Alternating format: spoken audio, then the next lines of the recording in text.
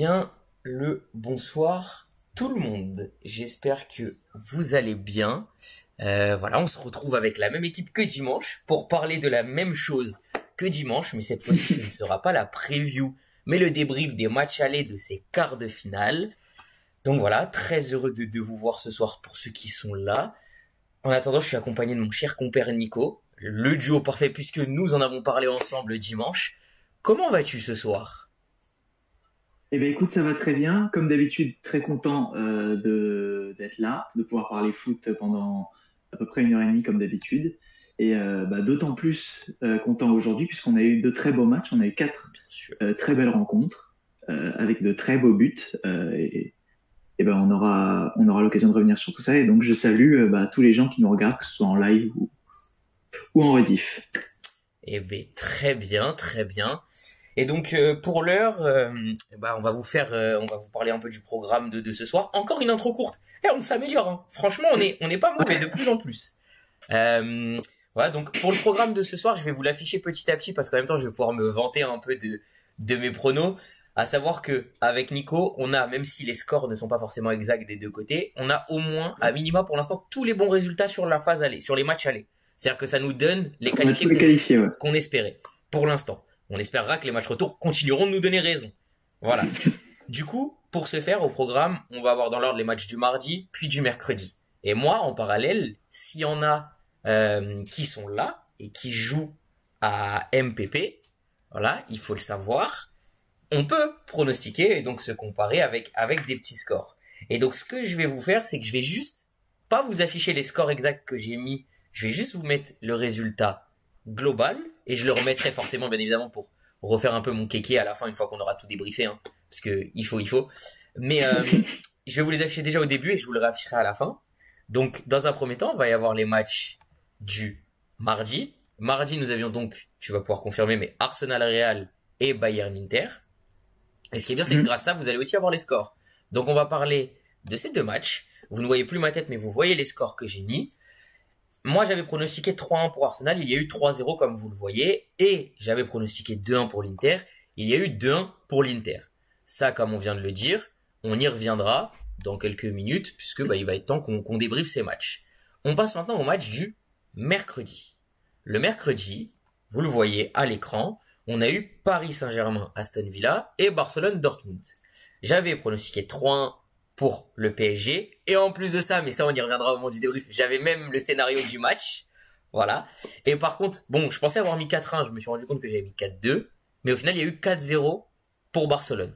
Donc voilà un petit peu ce que ça a donné. Et pour vous dire sur MPP ce que moi ça a donné pour moi, parce que je sais que mon cher Nico a arrêté MPP, il en avait un peu marre. Pour moi, ce que ça a donné, vous le voyez en direct, eh ben, j'ai fait un 4 sur 4, deux scores exacts, donc un total de 355 points sur l'ensemble des 4 matchs, ce qui m'a placé au niveau du général 128e, donc top 1% sur cette journée, ce qui est, je pense, pas trop mauvais, on peut se le dire. C'est pas mal, ouais. Voilà. Donc voilà. C'est pas Et mal. écoute, sans plus tarder, ce que je te propose, c'est qu'on commence. Et on va peut-être commencer par le match où on était le plus sûr, entre guillemets, que ça pouvait se passer comme ça. Je te propose qu'on commence par le match Bayern-Inter. Parce que c'est celui qui a le plus correspondu, je trouve, à ce qu'on avait annoncé. Bah oui, écoute, pas de souci, on va démarrer par ça. Donc, Inter Bayern, pour faire un peu rapidement le résumé pour ceux qui ne l'auraient pas vu et qui n'auraient pas vu non plus le résumé ou quoi. Ça a démarré fort des deux côtés. Il y a eu pas mal d'occasions pour les deux équipes. Et c'est l'Inter qui a ouvert le score vers la 35e minute, je dirais, ou un peu plus tôt. C'est Je me ça, rappelle plus exactement de la minute, mais ouais, voilà, parfait. à peu près, Et, sur une très belle action sur laquelle on aura l'occasion de revenir. bien sûr. Euh, Ensuite, le Bayern a vraiment poussé au retour des vestiaires. Ils ont égalisé Oui, vers la 85e d'un but de Thomas Müller, qui venait d'annoncer d'ailleurs sa retraite. c'est ça. Et ensuite, l'Inter, sur un contre et une action vraiment très bien menée, a pris l'avantage juste avant le temps additionnel et a réussi à s'imposer. Voilà. C'est exactement ça. Moi, je me rappelle même sur Twitter, on a reparlé. Je dis, c'est incroyable, le Bayern égalise. Et genre 2 minutes après, il y a un de mes potes Mm. qui me fait un peu tu sais, la passe ping-pong et qui dit, eh bah tiens, hop, but de l'Inter. C'était, et puis Müller qui égalisait en vrai, pour l'histoire en elle-même, c'était Ah, ouf. c'était beau, ouais. Parce que comme tu l'as dit, comme tu l'as si bien dit, il venait d'annoncer sa retraite. Donc en fait, se dire ça, bah très honnêtement, c'est juste. Moi, je trouve ça magnifique que ce soit lui qui égalise. Bon, malheureusement, il y a la défaite et nous, comme on l'a sous-entendu, et ben il y aura, on pense, l'élimination du Bayern. Mais malgré tout, avec ce but-là, en fait, il garde un espoir. Je sais pas un peu ce que t'en penses, mais au vu, là, on va juste parler rapidement juste de l'espoir du Bayern parce qu'ensuite on viendra vraiment parler du match. Mais je sais pas ton avis, mais moi, pour moi, il garde un petit espoir en fait sur la qualif. Ah, pour moi, bah oui, ça va être possible, mais on l'avait dit aussi, le match retour, bah forcément, vu que le match aller a été à Munich, le retour il est à San Siro, donc ça va être Bien sûr. d'autant plus compliqué pour le Bayern. Mais ce qu'on pointait énormément du doigt aussi en vue du match aller, Oui. exclusivement côté Bayern, c'était les nombreuses absences, donc de Musiala, etc., Upamecano qui se sont bien ressentis, même Neuer dans les cages. Mais de ce que j'ai pu lire là en préparant un peu l'émission d'aujourd'hui, on aurait un potentiel retour de Kingsley Coman qui ferait du bien en attaque parce Ah, que Leroy Sané c'était quand même assez compliqué de part du fait qu'il a pas beaucoup de polyvalence, on va dire.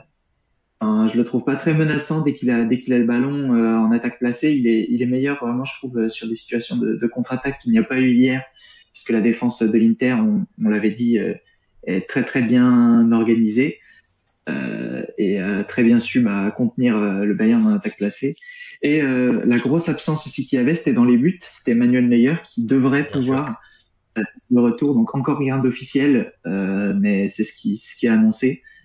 Un potentiel retour de Manuel Neuer dans les cages, ça ferait beaucoup de bien au Bayern, même si pour le coup, Urbig, sur les deux buts, il est loin d'être fautif. Bah c'est ça. Mais du coup, il y a quand même la place. Il y a quand même la place pour le Bayern.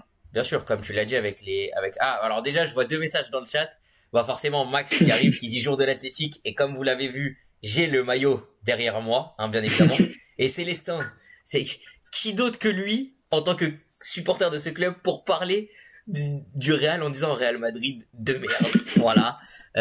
Très honnêtement, pour ceux qui sont déjà là, on vous prévient, à tout moment sachez qu'après ce live, nous pouvons peut-être être ban de Twitch, on verra. Vous comprendrez pourquoi, parce qu'on a fait des choses pour vous. On ne sait pas ce que ça donne à l'arrière. On n'est pas sûr du fait que ça Ah, tombe mais le même jeu en pas. vaut la chandelle. Le jeu en vaut la chandelle. Le jeu en vaut la chandelle. On fait ça pour l'amour du sport. On fait ça pour l'amour du football. Mais non, on va pas sortir de paf. Alors qu'ils sont en train de sacrifier tous les U9 du club. Non, non. Pour vous annoncer, on va essayer de vous mettre les plus beaux buts. C'est-à-dire qu'on a prévu de vous montrer les vidéos, les deux vidéos des deux buts de Declan Rice et la vidéo du but de Doué. Sauf qu'on va les montrer, peut-être dans un petit, c'est-à-dire quelques secondes, mais on ne sait pas les conséquences que ça pourrait avoir derrière. Ouais. On va voir. On verra ce que ça donne. Voilà. Sinon, donc, comme tu l'as si bien dit, le Bayern va garder. Oula, l'UEFA va pas. Tu verras que c'est un peu quelqu'un qui a filmé sa télé et tout. Il y a un monde dans lequel ça passe. Comme c'est des ralentis, t'inquiète, t'inquiète. Bref, en tout cas, voilà.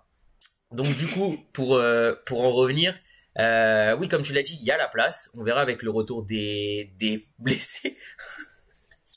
On verra avec le retour des blessés. En tout cas, ce qui est sûr, c'est que sur ce match-là, l'Inter, comme on l'a dit, est une équipe qui a l'avantage sur ses adversaires, qui est capable de dominer le match, mais sans marquer beaucoup de buts, sans de grosses occasions. Euh, sans de grosses occasions.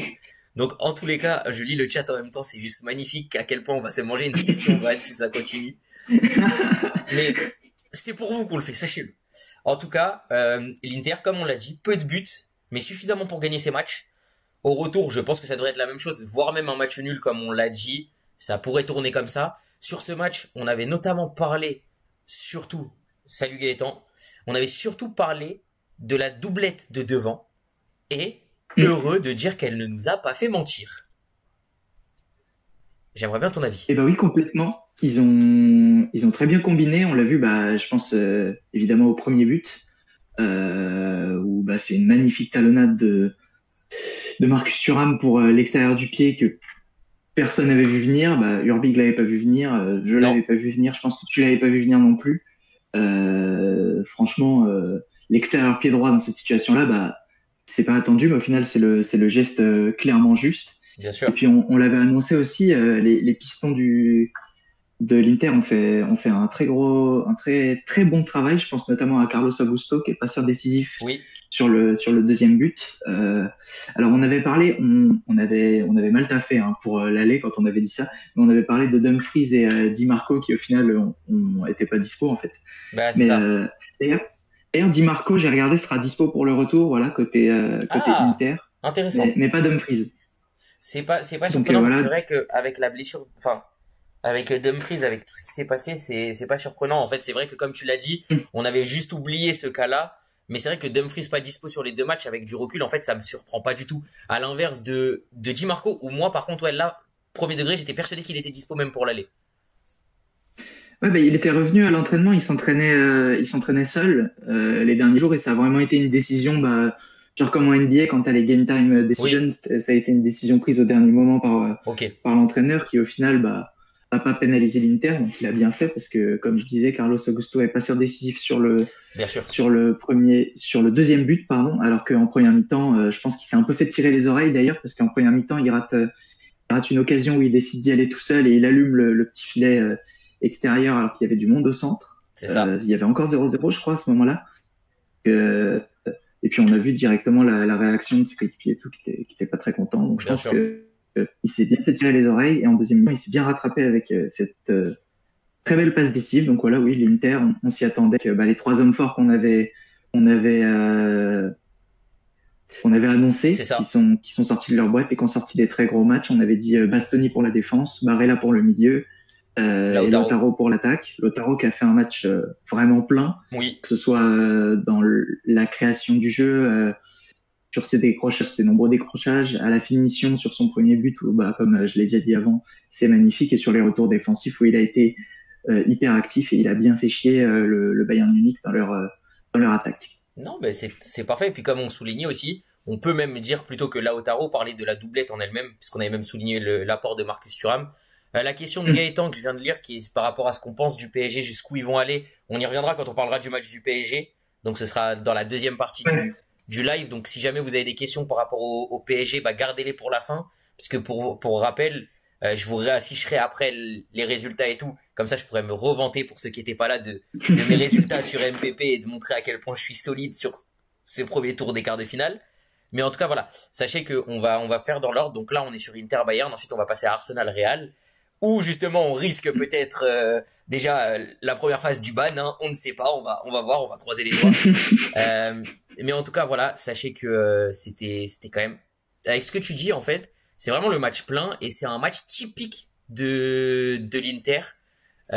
Très honnêtement, tu peux passer Arsenal Real, t'inquiète, c'est pas un match important. Alors pourquoi je dis je peux me faire ban? En fait, c'est qu'on sait pas, mais comme on va essayer de mettre des images de buts, on sait pas les conséquences que ça pourrait avoir. Ouais, on va voir. C'est un risque à prendre, c'est un risque Je à prendre. couperai pas pour la rediff, je vais tenter de la mettre en place. On verra si sur YouTube ça passe. En tous les cas, voilà. Sachez que on va les mettre, on verra après ce qu'on en fait. Mais en tout cas, voilà. Et bah, je sais pas, est-ce que tu souhaites peut-être rajouter un petit truc sur ce Bayern Inter, à part peut-être passer au prono qu'on peut donner pour la semaine prochaine? Bah, sinon, ce que j'allais dire, si, c'est que quand même, l'Inter, tu disais gros match de l'Inter, je suis d'accord, mais ils ont aussi montré que c'est une équipe qui est capable. Pour moi, ils ont montré vraiment que c'est une équipe qui est capable d'aller au bout parce qu'ils ont quand même concédé pas mal d'occasions, Oui, sans jamais rompre, sans jamais, genre, ils plient mais ils ne rompent pas, tu vois. Après, ils ont de la chance sur l'occasion d'Harry Kane qui tape le poteau sur un énorme travail d'Olysée en première mi-temps, parce que s'il la met, ça fait un 0 pour le Bayern, mais je pense honnêtement que c'est loin d'être le même match. c'est Mais, ça. mais en tout cas, quoi qu'il arrive, ils ont tenu pendant une énorme partie de la deuxième mi-temps. Ils prennent le but qu'à la toute fin face à un Bayern qui a l'habitude d'être ultra dominateur à domicile. La stat, je l'ai.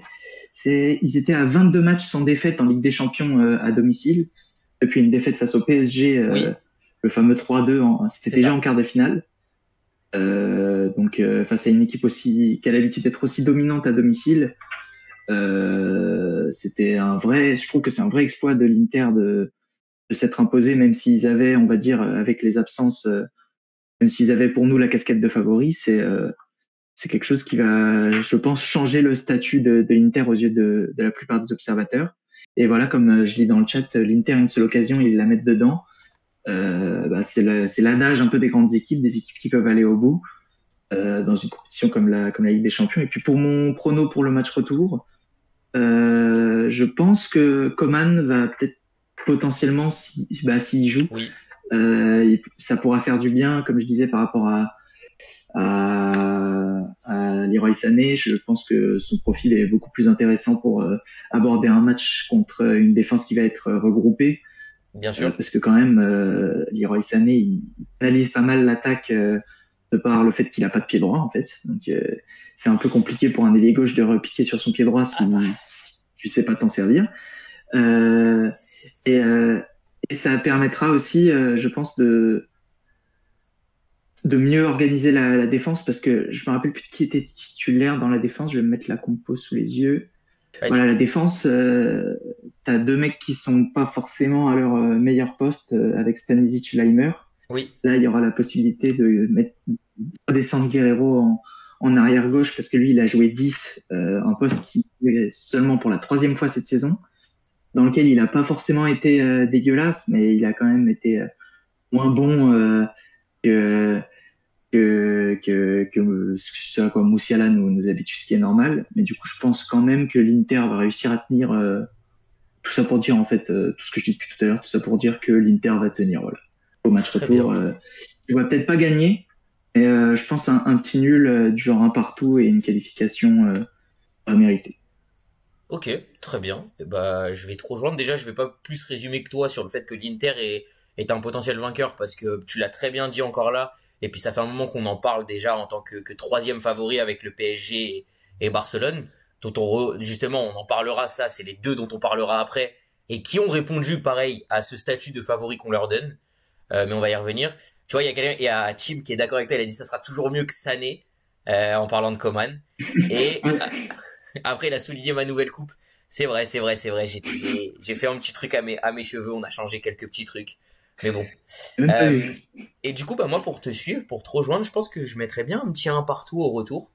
Paulin est là! Wouhou! Paulin est de retour! Quel plaisir de l'avoir avec nous. Bientôt, on espère qu'il sera de retour derrière la caméra.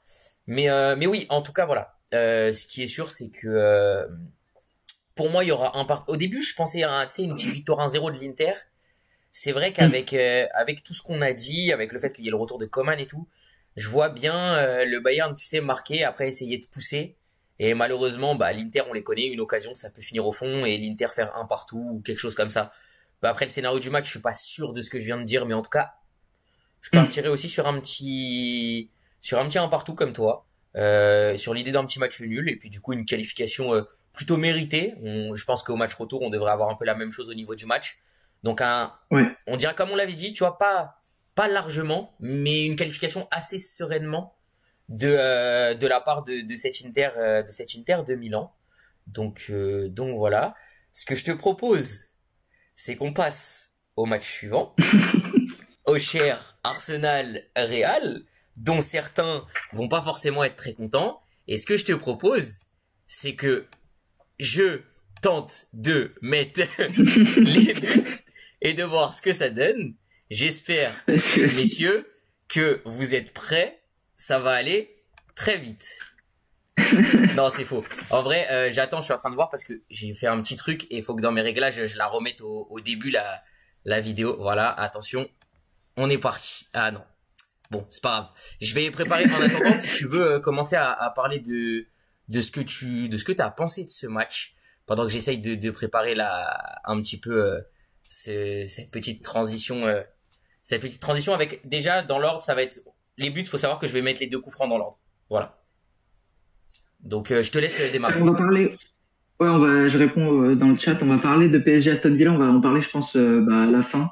Oui. On fait dans l'ordre chronologique, en gros, de comment ça s'est passé. Du coup, je vais faire comme pour le match d'avant, le temps que tu mettes tout ça en place. Bien sûr. Tu vas l'avoir dans 5-10 secondes. Il y a le but qui sera mis, donc je vais le. Ok, bah. Hop, c'est parti. Vous allez pouvoir le voir. Nickel. Hop les, voilà, déjà vous avez vu le Ah premier. oui. Maintenant, je vais essayer de préparer le deuxième. Le deuxième va arriver un petit peu. Donc là, tu peux enchaîner, tu peux enchaîner dessus. Voilà, normalement, vous avez vu le premier but. Ok. Je l'ai mis qu'une fois, je le mettrai pas. Ceux qui sont pas là, c'est pas mon problème. Comme on dit souvent, fallait être là. Donc en gros, pour le résumé du match, pour ceux qui ne l'auraient pas vu et qui n'auraient pas traîné sur les réseaux sociaux, depuis avant-hier. Le match a commencé vraiment comme un match de Ligue des Champions, comme ça on s'attendait, avec une énorme intensité, surtout mise par Arsenal, hein, on va pas se mentir, on aura l'occasion de revenir là-dessus plus en détail. Du coup, Arsenal a vraiment dominé le début de match, ensuite il y a eu quelques occasions pour le Real Madrid sur la fin de la première période, mais ils se sont quittés à 0-0, notamment grâce à un grand Thibaut Courtois et un bon David Raya aussi qui a fait les interventions qu'il fallait. Et au retour des vestiaires, on a eu un moment d'histoire puisque on a eu un doublé de Declan Rice sur coup franc, quelque chose qui est totalement inédit en Ligue des Champions. On aura aussi l'occasion de revenir là-dessus. Et ensuite, le clou Je vais vous mettre qui a été le enfoncé deuxième. Et là, vous allez pouvoir avec un profiter 3-0. du deuxième tranquillement, qui a été magnifique. Voilà, vous venez de le voir. J'ai coupé malheureusement tout de suite le ralenti pour pas trop déplacer et prendre le risque. Voilà, mais en tout cas, vous venez de le voir. Les deux coups francs déjà sont juste somptueux comme on l'a dit. Et là, du coup, je vais vous mettre les petites photos. Déjà, comme tu l'as si bien dit, on va parler avec la première photo, c'est le fait que c'est le premier joueur de l'histoire à marquer un doublé sur coup franc en match à élimination directe. Mais c'est surtout le cinquième joueur de l'histoire à mettre un doublé sur coup franc en Ligue des Champions. Vous le voyez à l'écran, il y a d'abord Rivaldo en 2000, si je me trompe pas. Ensuite, on a eu Cristiano Ronaldo en 2009.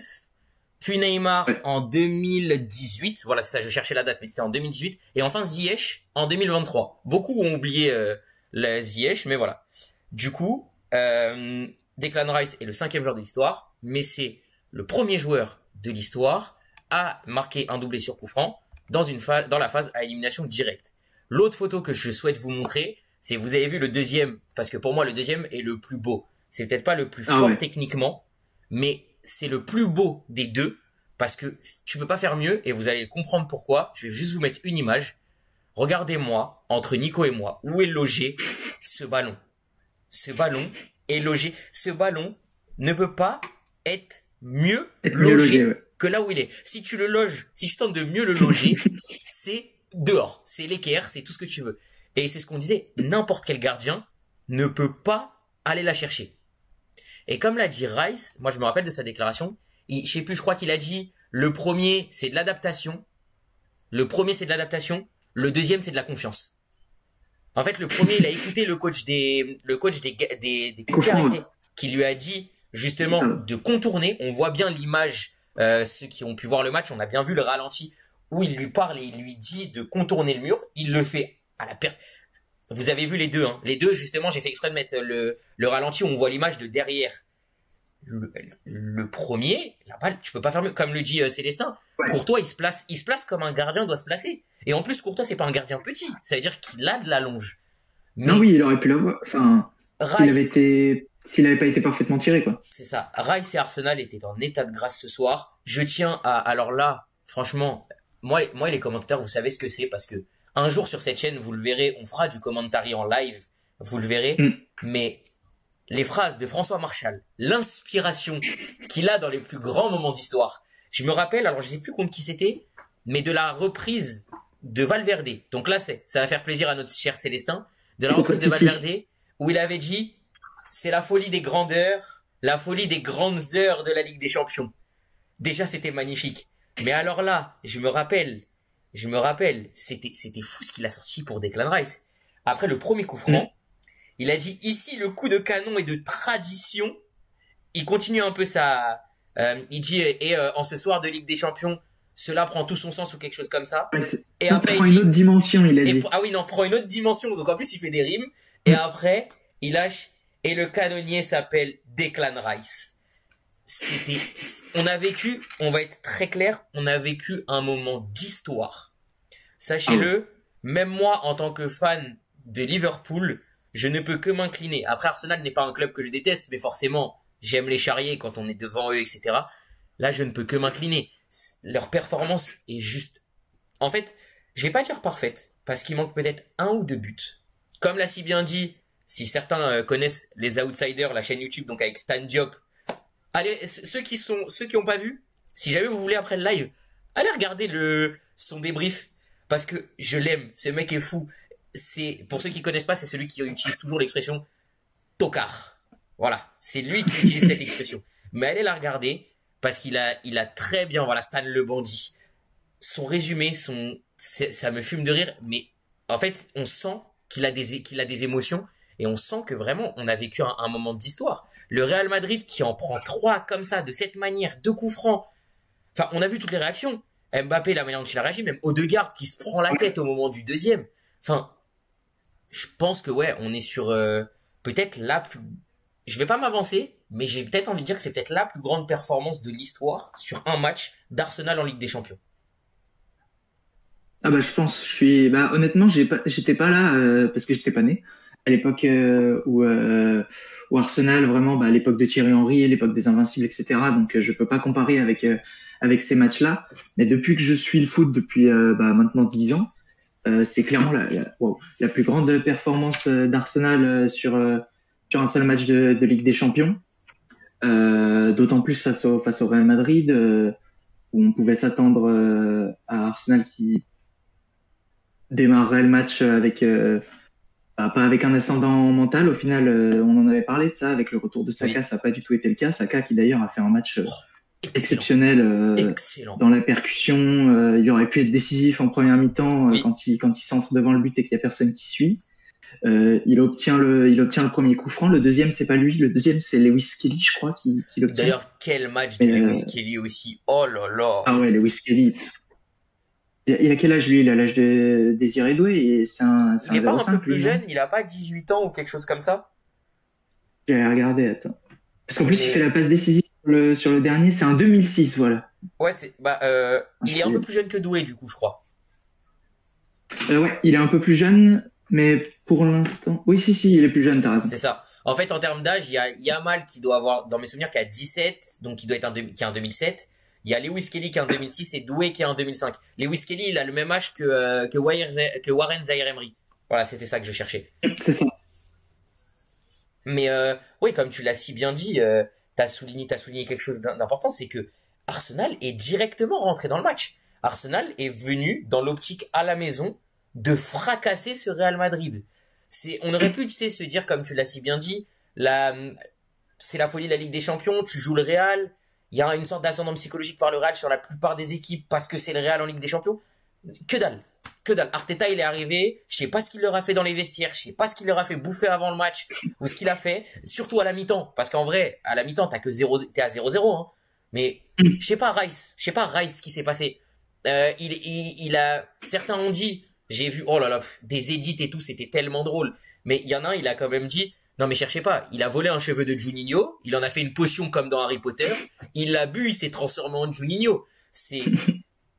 Honnêtement, on est peut-être sur ouais, déjà c'est sûr que de notre vécu, de notre vivant, après j'ai lu 2005-2006, la génération. Ouais. C'est vrai que la période, parce que bon, après moi j'étais tout petit, j'avais que 5 ans, mais la période 2005-2006 avec Cesc Fabregas dans cette équipe d'Arsenal, c'était quelque chose. Maintenant sur un seul match, je pense qu'on est quand même peut-être sur la plus grande performance de l'histoire d'Arsenal en Ligue des Champions. J'ai bien dit sur un seul match, pas sur la compétition en elle-même. La compétition, on attend de voir jusqu'où ça ira. Parce que maintenant, une fois que tu passes le Real, pour l'instant, t'as peut-être le PSG après.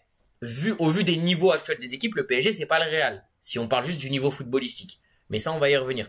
Donc, Arsenal a fait le match plein. Maintenant, l'objectif, c'est de pas sombrer là-bas. Parce qu'on se rappelle du PSG en 2016, hein, qui avait fait un match plein 2015 ou 2016 match 2017. C'est 2017. C'est à Barcelone. Pardon, oui, autant pour moi, c'est 2017. Ouais. Match plein à la maison pour au final le retour match ouais. Voilà, donc en tout cas du PSG, je pense. Il paraît qu'il y a les ultra madrilènes en plus qui préparent un truc énorme pour le retour. Donc on va voir, est-ce qu'ils vont être capables de supporter cette pression du match retour en étant aussi en avance que ça au niveau du score. Je ne sais pas. En tous les cas, c'est vrai qu'il y a beaucoup à dire. Bah écoute, je te propose peut-être de conclure sur ce match et du coup de faire comme on a fait tout à l'heure avec le prono. Bah, en vrai, déjà, le premier truc que je voulais dire, parce que tu l'as dit tout à l'heure, Arsenal, ils se sont pas laissés marcher dessus par le Real, ils sont vraiment rentrés dedans. Et puis, je trouve que ce qui m'a vraiment marqué, c'est que contrairement à d'autres équipes, quand ils ont ouvert le score, ils ont vraiment eu envie, tu vois, de les tabasser vraiment, tu vois. D'habitude, Oui, j'ai l'impression que d'habitude, quand une équipe ouvre le score contre le Real, après, ils deviennent un peu frileux, ils se mettent à défendre et tout. Là, ça n'a pas du tout été le cas.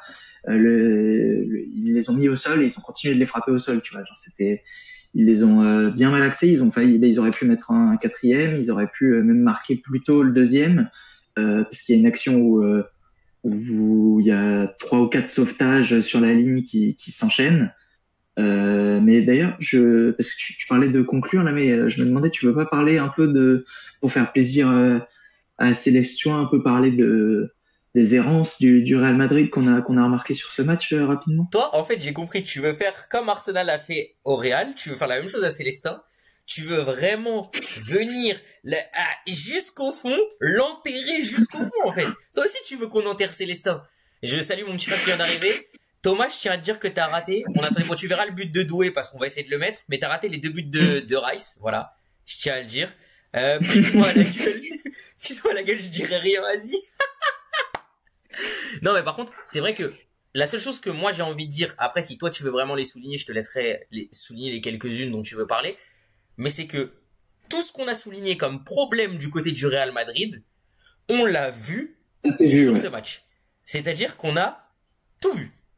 On a vu exactement ce qu'on avait annoncé de si le Real jouait comme ça, c'était la pire chose qui pouvait leur arriver, et c'est absolument tous les problèmes qu'on avait relevés. Donc si jamais tu veux en relever quelques-uns, je te laisse le faire tranquillement. Bah alors, je vais prendre la main pour en relever quelques-uns. C'est pas que ça me fasse plaisir, mais je suis pas un énorme fan du Real Madrid et on va dire que j'étais plutôt content de ce résultat parce qu'en plus cette saison c'est pas un beau Real et je suis en vrai je trouve que c'est bien pour le foot, c'est bien pour la Ligue des Champions qui fasse un match qui fasse un match un peu dégueu et qui soit puni pour ça, tu vois. Parce que là Exact. ils ont pris bien cher donc les trucs que j'ai vraiment remarqué c'est que j'ai l'impression qu'ils pressent pas, ils pressent quasiment pas et que c'est un choix. Les joueurs d'Arsenal ont eu beaucoup d'espace. C'est ça qui a permis notamment à Saka de faire un si bon match et ça contraste complètement avec Arsenal qui pour le coup a fait un pressing monstrueux dont le Real Oui. a eu bien du mal à se dépêtrer. On va parler peut-être des offensifs aussi avec Rodrigo et Vinicius qu'on a tout simplement pas vu et Mbappé qui a loupé, il a loupé une action où il était en jeu et où il tire en plein sur Raya. Il en a loupé une autre où il s'aligne mal avec Vinicius et où il est complètement hors jeu. Oui. Et puis en plus, de toute façon, il envoie une ogive au-dessus du but, donc ça sert à rien. Mais le plus choquant, honnêtement, pour moi, ça a été l'attitude et le coaching de Carlo Ancelotti. Tu sens que le mec, ils ont. En fait, t'avais l'impression que, franchement, d'habitude, tu sais, ils se donnent un peu l'attitude de mec froid, tu vois, en mode oui, ça va le faire, mais genre, tu sais, avec son sourcil, là, Oui, bien sûr. ça va le faire et tout. Il fait deux, trois changements tactiques et au final, ça paye, là, les changements tactiques, pardon, mais je vais me Non les mais mettre alors sous attends, les yeux. je peux juste te le citer, hein. Mais désolé, mais faire rentrer Vasquez après avoir pris 2 coups francs, ta réponse au Voilà, fait c'est de ça. prendre 2 coups francs, c'est de faire rentrer un mec que tu fais jouer latéral. Mais pitié, mais dis-moi que tu veux te faire virer, genre c'est plus simple. Dis-moi que tu démissionnes. On en est à ce niveau-là, genre honnêtement. Lucas Vasquez, après avoir pris 2 coups francs en étant mené 2-0, mais c'est quoi qui te passe par la tête? Après, je comprends le principe de faire sortir Luka Modric, qui est peut-être un peu crevé, tu vois, le mec, il a 39 ans, tu fais rentrer Lucas Vasquez pour faire repasser Valverde au milieu, mais je sais pas, sinon, il aurait peut-être fallu faire rentrer un mec plus offensif que Lucas Vasquez, je sais pas. Sur le banc, je crois que cet été, ils ont recruté un mec, un petit jeune, là, qui s'appelle Arda Güler, hein. Hein? Il aurait peut-être pu le faire rentrer, tu sais. On va parler tout à l'heure d'un jeune joueur qui a sauvé son équipe. Ah bah, Là, ça aurait peut-être pu être le cas d'un joueur qui apporte sa fougue pour sortir le Real, au moins mettre un but, tu vois. À ce moment-là, il n'y a que 2-0, donc ils peuvent encore limiter la casse.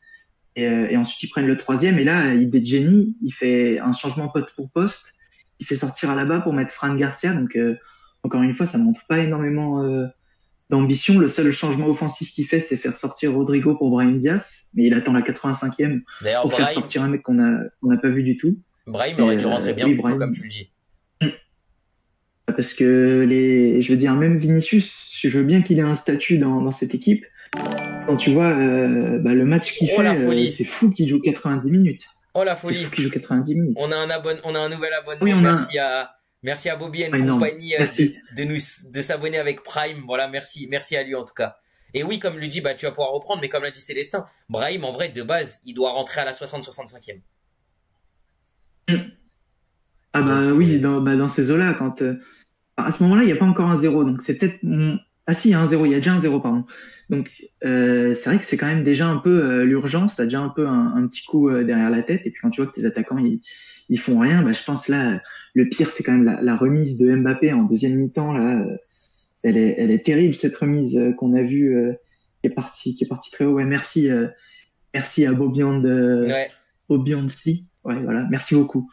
Donc on voit cette énorme remise qui part à 800 km de haut, et puis c'est ça. même il y a eu quelques erreurs d'Arsenal sur lesquelles ils ont pas pu. Il y en a pas eu beaucoup, hein, mais je pense à la mésentente entre Kivior et Saliba en première mi-temps qui mène au face-à-face de Mbappé, où bon au final il est hors jeu. Et ils n'ont pas su capitaliser sur les erreurs, parce que d'habitude ils font plutôt oui. bien. Et leurs individualités, là pour le coup c'est un truc dont on avait parlé aussi. On avait dit que Arsenal, qui allait jouer avec une défense composée de 4 joueurs axiales, allait sûrement bien contenir dans des situations de 1 contre 1, et c'est ce qui s'est passé. Et les individualités du Real Madrid, n'ont pas suffi pour battre Arsenal, et je pense ne suffiront pas pour remonter au match retour, même si on sait que le Bernabéu, avec que ce soit au niveau de l'arbitrage ou au niveau tout simplement de la grandeur du club ou de la qualité des joueurs, ça peut permettre des choses folles. Et puis même le public qui va pousser forcément, hein. Ça a été annoncé dans le chat, on a eu une petite exclue tout à l'heure là-dessus. C'est ce que j'allais dire. Mais voilà, moi je les vois quand même pas remonter malgré tout ça, malgré tout ce qu'on connaît. Donc je sais pas ce que t'en penses toi de ton côté. Non, moi tu vois, je pars même du principe que je sais pas pourquoi, mais je vois même Arsenal faire match nul là-bas. Très honnêtement, dans l'optique où ils sont en confiance. Justement, Arsenal va quand même ne pas venir en se disant, ils savent que le Real veut gagner à tout prix, donc il va falloir qu'ils mettent aussi ce qu'il faut pour eux, en fait, entre guillemets, chercher la gagne, en sachant que dans le pire des cas, ils repartiront peut-être avec le nul. Donc en partant dans ce mode-là, moi je pense pas qu'Arsenal jouera en mode Cholissimo justement. J'ai du mal à les imaginer faire ça quand tu vois ce qu'ils ont fait et quand tu vois la manière dont ils sont capables de jouer. Par contre, je pense pas qu'ils joueront à la manière dont ils ont joué non plus mardi soir. Je pense qu'ils vont être dans un entre-deux entre mettre le bus et jouer au foot, et que dans les moments faibles, ouais, ils joueront peut-être avec un gros bus, mais que par contre dans les moments où ils seront en confiance, ils vont tenter de mettre des tempêtes. Donc honnêtement, je m'attends à un match qui sera justement très partagé dans la domination. Voilà pourquoi moi tu sais quoi, on va être fou. Un match totalement fou, de partout. De partout. De partout. Je dirais de partout. Moi, je sais pas, je verrais bien déjà le Real là, ils sont peut-être au début d'une crise, hein, en fonction de ce qui se passera ce week-end, parce que c'est 3 défaites de suite. Si on prend que les 90 minutes, c'est 3 défaites de suite sur les 3 derniers matchs, forcément, et dont 2 au Bernabéu. Donc en ce moment, même au Bernabéu, ça marche pas super bien. Il y a la défaite face à Valence, il y a en 90 minutes la défaite face à l'Espagnol, n'importe quoi, la Real Sociedad. Au final, ils perdent 4-3. Bon, ils égalisent en prolongation, ils se qualifient, mais ça reste une défaite en 90 minutes. Là, il y a le gros 3-0 qu'ils prennent. Donc, selon moi, je pense, je peux voir un match fou aussi. Comme tu disais, je dirais peut-être, tu vois, un match Marketo sur un exploit personnel cette fois-ci qui marche d'un des 3 de devant, et ensuite ils mettent le 2-0, et là Arsenal, en fait en gros pour aller plus vite, je dirais 3-1 pour le Real Madrid, et qualification du coup d'Arsenal avec 2-0, 2-1, 3-1, tu vois. Je lis dans le chat déjà, il y a Célestin, il dit 10-0 avec le quintuplé de Carlo. Et mon petit frère qui lui est couillu, très très couillu, parce qu'il dit 3 ou 4-1 pour Arsenal. Donc c'est-à-dire que il voit vraiment Arsenal en fait continuer sur la lancée de l'aller et en fait atomiser ce Real. Et Célestin il dit non il voit 3-1 avec un but d'Arsenal à la 94e. Mais oui non c'est vrai que en fait un match foot dans ce sens-là me surprendrait pas non plus. Mais oui moi je suis d'accord, je pense que c'est le Real qui va ouvrir. En fait moi je vois bien le score 1-0, 1-1, 2-1, 2-2. Tu vois vraiment du répondant du tac au tac un ping-pong. Tim, lui, par contre, il dit que le Real ouvrira le score, mais qu'Arsenal va gagner. Toi, tu dis que du coup, tu vois bien le Real mener 2-0 rapidement et gagner le match 3-1, du coup. Donc, non, c'est des scénarios qui sont très, très, très, très logiques. Et ben, je pense que c'est parfait qu'on peut conclure sur cette journée du mardi.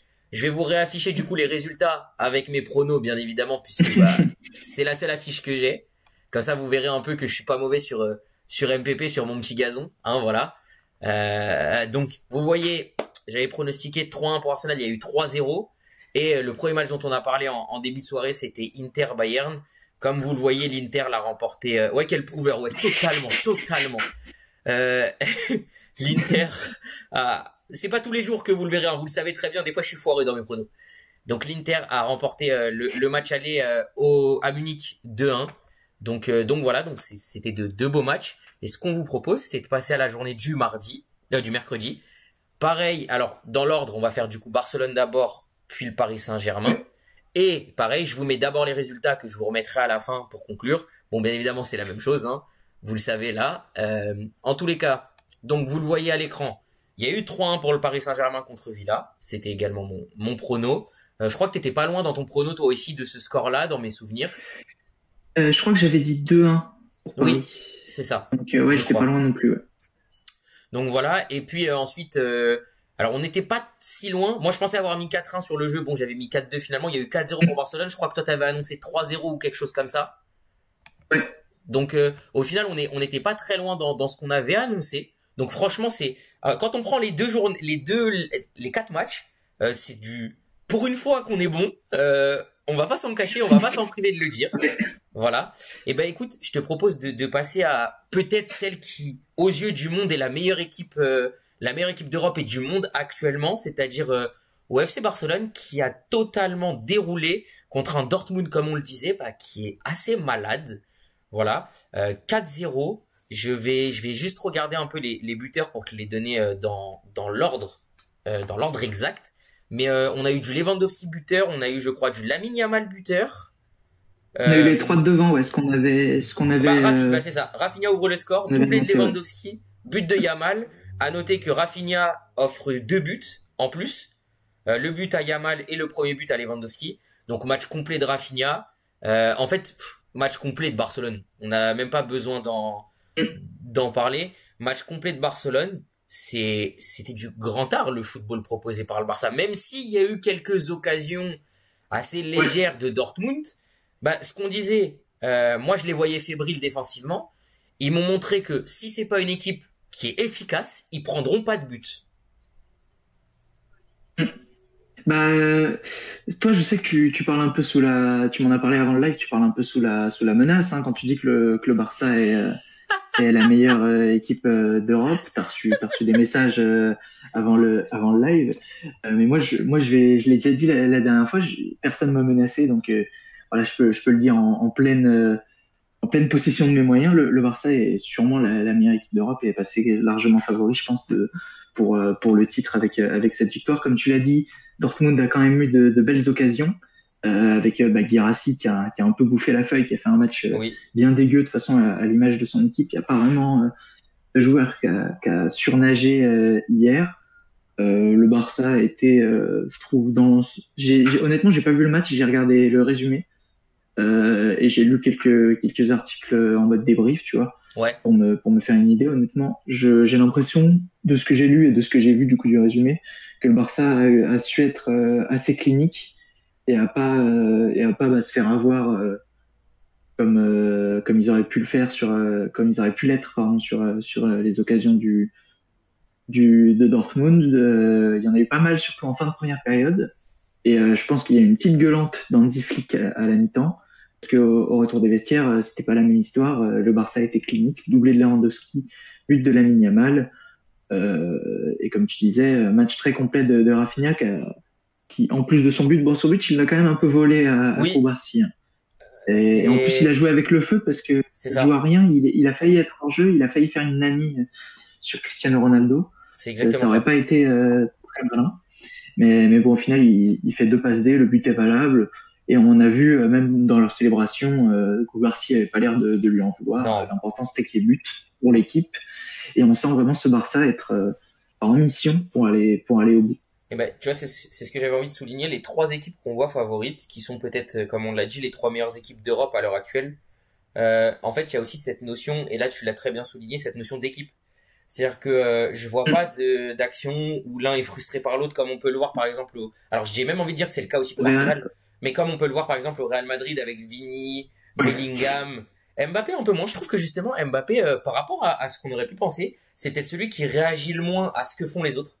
Je trouve, il a des réactions, mais c'est pas enfin c'est des réactions classiques d'un mec sur un terrain de foot entre guillemets. J'ai envie de dire, on sent que lui c'est par le foot qui passe dans ses réactions, mais c'est pas des réactions en mode ah fait chier parce que c'est lui qui a fait ça, tu vois. Et là c'est vrai qu'on les a même pas du tout, ces réactions là dont on peut parler par exemple pour le Real, qui montrent que je pense qu'il y a une cassure dans l'effectif. Barcelone, et comme on l'a souligné, on reviendra dessus pour le Paris Saint-Germain, mais comme alors on l'a pas souligné, mais comme on l'avait déjà dit pour l'Inter, c'est vraiment des collectifs. C'est-à-dire que plus qu'il y ait des individualités, en fait, dans ces collectifs-là, il y a des individualités qui vont venir sublimer ce collectif. Là, on peut parler, alors, certes, Lewandowski en met deux, mais pour moi, ceux qui viennent sublimer, c'est comme on l'a si bien dit, c'est, logiquement, c'est le trio plus Pedri, Yamal, Rafinha, qui sont vraiment les individualités qui viennent sublimer ce collectif. Pour l'Inter, on l'a dit, c'est un peu la colonne vertébrale avec la doublette de devant, avec Bastoni, Barella, Lautaro et du coup Marcus Thuram pour suppléer Lautaro. Et on y reviendra dessus, mais un petit jeune de 19 ans qui sublime avec un Géorgien à deux quand leur attaquant phare ne répond pas forcément, enfin ne marque pas, n'est pas efficace. On a cette doublette du Géorgien et du jeune de 19 ans pour le club de la capitale, mais on y reviendra, qui savent justement sublimer ce collectif. Donc non non honnêtement ouais. Alors moi ça ne m'enlève pas le fait que pour moi si jamais Barcelone retrouve l'Inter en demi, je pense que c'est la pire confrontation pour eux possible. Mais en tous les cas, il est clair qu'avec ce qu'ils montrent, ils ont, même si c'est un Dortmund faible et malade en face, ils montrent qu'ils ont tout ce qu'il faut eux aussi pour aller au bout, comme on l'a dit pour l'Inter. Et bah oui, bah écoute, on est complètement d'accord là-dessus. En vrai, il n'y a pas grand-chose à rajouter devant un match comme celui-là, à part bah, peut-être faire nos pronos pour le match retour. Bien sûr. Honnêtement, je pense que ça va pas trop de toute façon, ça va pas différer de ce qu'on avait annoncé, donc ça différera pas de ce qu'on a dit dimanche au niveau du match retour, en tout cas de mon côté. Je pense que Dortmund sait qu'ils sont éliminés, le Barça sait qu'ils savent qu'ils sont qualifiés, pardon. En plus, Dortmund a un gros match ce week-end face au Bayern Munich en championnat. Oui. Euh, et le Barça, bah, je sais pas contre qui ils jouent, mais quoi qu'il arrive, c'est un match très important pour eux dans la course au titre. Maintenant qu'ils ont une belle option avec la défaite du Real du week-end dernier, ils vont pas chercher. Ils jouent les Ganes à l'extérieur, donc je pense que c'est un Oui. match où ils vont vouloir à tout prix prendre les 3 points. Ils ont pas le droit au faux pas, et je pense qu'ils vont envoyer la grosse équipe bah, face à les Ganes et puis tranquillement gérer le match face à Dortmund dans la semaine. Et ouais, je pense un petit nul, c'est ce qu'on avait dit, un nul de vraiment de gestion du Barça, quoi. Bien sûr. Non, mais alors, nul. J'ai envie de tenter un petit truc, moi, tu vois. Parce qu'au début, j'étais comme toi, rappelle-toi, c'est ce qu'on avait dit. On l'avait annoncé, on avait dit une victoire assez large de Barcelone à l'aller, un petit nul au retour. J'ai envie de me dire qu'avec ce qui se passe, comme tu l'as dit, ils sont quand même à la maison. T'as dit un partout. Au début, c'est ce que je voulais dire, donc on aurait été en accord. Mais j'ai envie de tenter. C'est là, au fur et à mesure de ce dont on a discuté, je me dis, je sais pas, j'imagine bien Dortmund gagner 2-1 avec le but de la victoire, tu sais, dans les toutes dernières minutes. C'est-à-dire un but sans véritablement d'importance, mais qui permet à Dortmund, tu sais, de pas trop sortir sur une humiliation ou autre. Ouais, je sais pas. Je vois bien Guirassy déjà marqué. Et peut-être Karim Adeyemi aussi. Je sais pas s'il est... Non, je crois pas qu'il soit suspendu. Euh, Je vais vérifier. je veux bien si jamais t'as l'info, parce que je crois qu'il a pris un carton jaune là au match aller. mais je sais pas si du coup ça le suspend pour le. Alors, ouais, carton jaune, mais pas suspendu. Guirassy aussi averti, mais pas suspendu non Ok. plus. Donc, Et ben je sais pas pourquoi je vois bien les deux marqués au retour parce que je pense qu'ils joueront le match retour quand même parce que bah Dortmund eux ils auront pas le choix forcément de quand même mettre une grosse équipe histoire de malgré tout tenter de sur un malentendu sur un soir de folie une qualif. Mais du coup ouais je vois bien ouais 2-1. 2-1 et j'imagine bien tiens j'ai envie de dire Pedri buteur au retour pour Barcelone. Mais du coup, avec la victoire. Si Dortmund gagne le retour, je mets ta tête en PP pendant un mois, Matt. Pari tenu, pari pris. Voilà, écoute, on verra si jamais tu dois mettre ma tête en PP. Mais ce qui est sûr, c'est que, ouais, moi, j'ai envie de me dire que bon, Barcelone, comme on l'a dit, 4-0, enfin, j'ai du mal à avoir un soir de folie à Dortmund, surtout avec un Dortmund dans cet état. Maintenant, je me rappelle qu'on avait dit ça en 2017 concernant cette même équipe de Barcelone qui avait pris 4 buts à l'aller et on les disait malades et au final au retour, mais c'était Barcelone. C'était un autre cas. Même si Dortmund, le mur jaune, etc., c'est quelque chose. Bon, voilà. Moi, je vais dire 2-1 pour Dortmund. Je pense que je vais dire 2-1 pour Dortmund. Voilà. ouais, bah écoute, en gros, on se rejoint, quoi. On se rejoint sur une qualification où le Barça va gérer le match retour. C'est Et puis ça. pour répondre à ce qui était dit dans le chat, par je crois que c'est ton frère qui nous Oui. donnait les scores de la mi-temps des deux matchs, donc déjà merci. Mais Bodo Glimt vient d'ouvrir le score face à la Lazio, donc ça fait 1-0 pour les Et, Norvégiens et, qui bah, et sont en passe si, de créer la surprise que tu voulais voir. et si, et si le club norvégien non mais ça on aura le temps. Bah tu pourras en reparler. Déjà parler un peu des matchs allés puisque quand vous serez en live avec Timo la semaine prochaine, vous allez pouvoir débriefer les matchs retour, des matchs dont on parle ce soir, et en plus commencer à peut-être un peu débriefer l'aller et les retours qui arriveront des matchs d'Europa League dont on donnera un tout petit mot avant les matchs. Enfin bien rappeler qu'il y a les matchs ce soir et du coup notamment le maillot que j'ai derrière moi et l'équipe française de l'Olympique Lyonnais. Mais voilà. En tous les cas, moi je suis content. Bodo qui mène, ça me va très bien. Eh bien, écoute, parfait. Bah, dans ce cas-là, je pense qu'on peut passer au dernier match qui nous a été réclamé hein, dans le chat. Donc voilà, on y arrive enfin. Paris qui affrontait, bon, je pense que tout le monde dans le chat est au courant si vous êtes là. Le Paris affrontait Aston Villa dans un match qu'on présentait la dernière fois comme un match un peu piège et dans lequel Paris était quand même assez largement favori. Au final, ils n'ont pas déçu, même si ils se sont fait peur, puisqu'ils ont bien démarré le match, ils ont concédé l'ouverture du score, mais ils sont revenus directement. On en reparlera et on le verra aussi en image. Très On rapidement. espère qu'il ne portera pas préjudice, voilà. Mais on le reverra en image sur un gros but de Désiré Doué. Ensuite, un but, pour moi, qui est tout aussi magnifique de Kvaratskhelia. Mais donc, cette fois-ci, on n'a pas la vidéo. On va quand même Bien sûr. calmer, tu vois, un peu le jeu, je pense. Parce que là, on joue bien avec le feu. Bah, en fait, j'ai même envie de dire qu'on aurait pu jouer avec le feu en mettant les 3 buts du Paris Saint-Germain. Oui, parce que les trois sont magnifiques pour le coup. Et le 3, il a même une dimension un peu, allez, un peu jouissive, on va dire, en tant que Français, de voir ce qui s'est passé sur le troisième. Moi, ça m'a fait Martinez très s'est plaisir. jeté au sol. Voilà, Martinez s'est jeté au sol. c'était pas mal. Ouais. J'ai vu à la fin du match, les mecs de Canal, ils disaient, ouais, ils parlaient d'une frappe d'Hakimi où il arrête, où ils disent qu'il s'est couché rapidement. Ouais, il s'est bien couché rapidement sur le troisième aussi. J'ai bien aimé. C'était sympa. Non, mais voilà. Bah, écoute. Je vais essayer de combler un petit peu le temps de pouvoir montrer l'image parce que je veux pas me foirer sur la transition. Je vais vous le mettre dans quelques instants. Maintenant, hop. Vous l'avez maintenant. Voilà. Hop. Et voilà, je vous l'enlève. Du coup, vous voyez le but magnifique dont on a parlé, l'égalisation. Et surtout, on va y revenir, c'est dans un contexte bien particulier. Faut savoir déjà, moi j'ai envie de revenir un peu sur ce que j'avais annoncé comme scénario.